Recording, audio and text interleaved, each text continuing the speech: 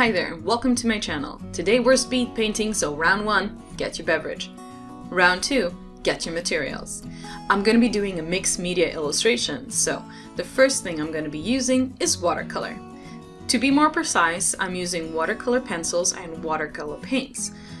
And of course, I'm using water brushes and some water.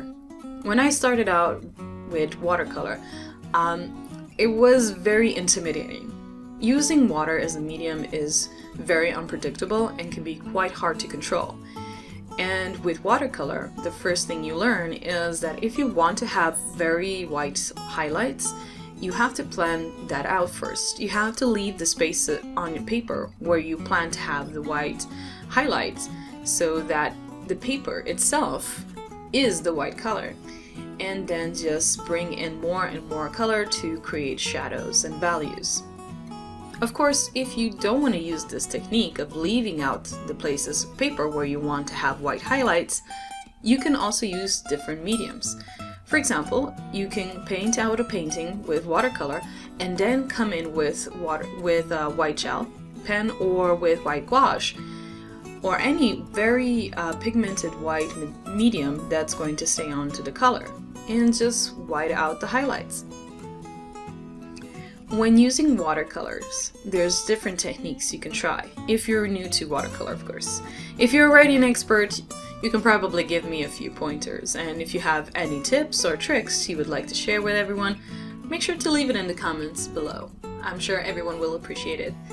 So moving on, if you are new to watercolor and you would like to try it out, there are different techniques you can try for yourself.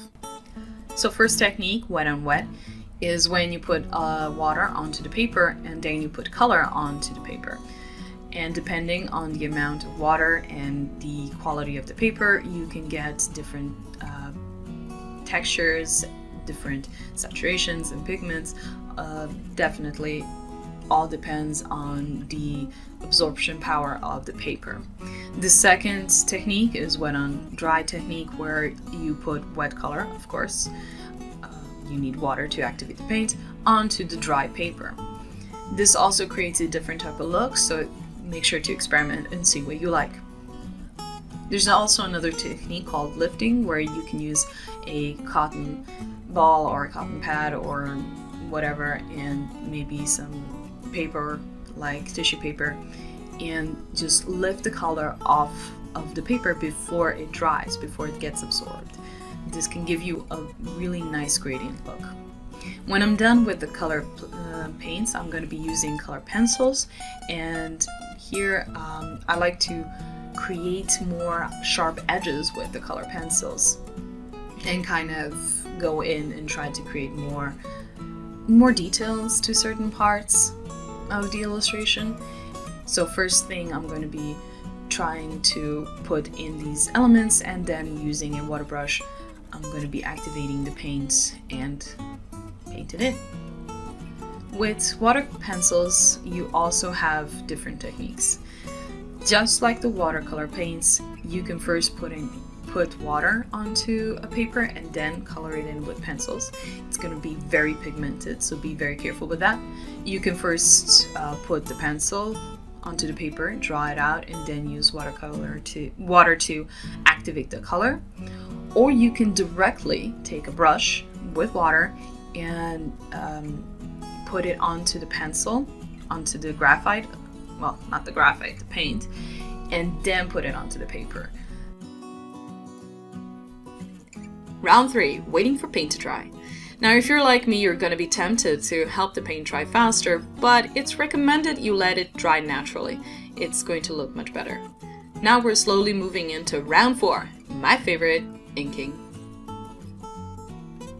I'm using gold ink, which unfortunately isn't so visible on camera as it is in real life. It's very subtle, not so dramatic, gives it that little bit of magic without it being too much in your face. And I've had so much fun using it. I'm also using a glass dip pen, which I started using last year, and it has been a game changer. The glass dip pen moves very smoothly onto the paper, so it's very nice to use, and it also keeps a lot of the material into the pen without it drying out fast. so you're able to work with it for a longer period of time. Now in this phase, I'm trying to create more depth into the illustration by adding detailing. This can also be a very tiring process because you're using a lot of your brain power to think and focus on what lines would work best. Because if you add a wrong line, you can ruin the whole illustration. But a perfectly done line work can make the whole art pop, and it's very crucial. Now, admittedly, I've never worked with gold ink before. This is my first time, and I don't know if this is a brand thing or if the medium just functions in general like this, but I've noticed that the gold particles in the ink will fall to the bottom of the bottle, so you kind of have to shake it up a little bit once in a while before you dip your pen in to get more material.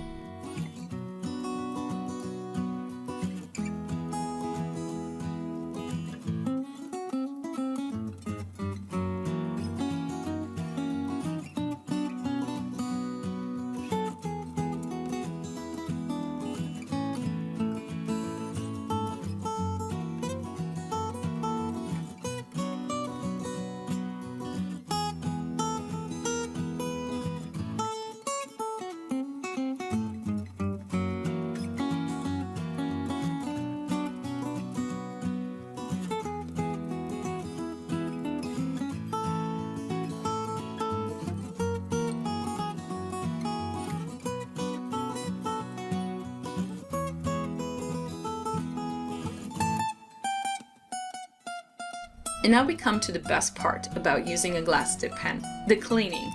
All you need is a little bit of water and voila, it's nice and clean and ready to be used again.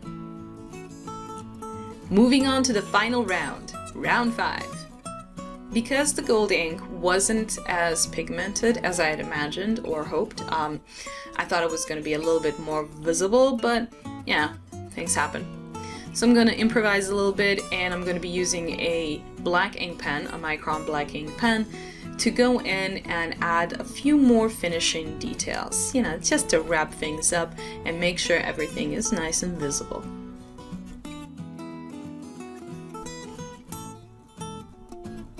Thank you so much for stopping by, and I hope you enjoyed the video and have fun. If you would like to support me and my art and support this channel, consider becoming a patron. All the information is down below, and I hope to see you again soon in a future video. Till then, much love.